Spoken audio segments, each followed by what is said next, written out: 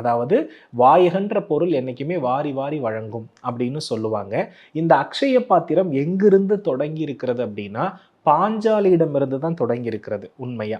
காரணம் என்னன்னா சித்திரை மாதத்தில் வரக்கூடிய ரோகிணி நட்சத்திரத்தில் ஆதவனை வேண்டி பாஞ்சாலி தவம் இருந்த பொழுது அவளுக்கு கிடைத்த பரிசு தான் இந்த அக்ஷய பாத்திரம். இந்த அக்ஷய பாத்திரம் எதை கேட்கிறோமோ அதை சுரந்து கொடுக்கக்கூடிய தன்மை இதற்கு உண்டு. அப்போ இந்த இடத்துல நம்ம நல்லா ஒரு விஷயத்தை புரிஞ்சுக்கணும். சூரியன் ஆட்சி தன்மையில இருக்கார், சந்திரன் உச்சத்தினுடைய வீட்டில் இருக்கார், ராகுவுடைய நட்சத்திரம் அப்படின்னு வரும்போது ரோஹிணி நட்சத்திரத்தில் நின்று இருக்கிற நேரம் அப்படின்னு எடுத்துக்கிட்டோம்னா சூரிய சந்திர ராகு சேர்க்கை அப்படின்னு நம்ம இதை எடுத்துக்கலாம்.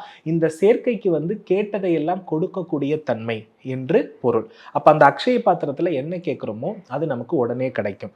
அப்ப இந்த கிரக இணைவை நாம எப்படி எடுத்துக்கலாம்னா சூரியன்னா அப்பா, சந்திரன்னா அம்மா. அப்ப அக்ஷய திருதியில மறக்காம தாய் தந்தையருக்கு பாத பூஜை பண்ணணும்.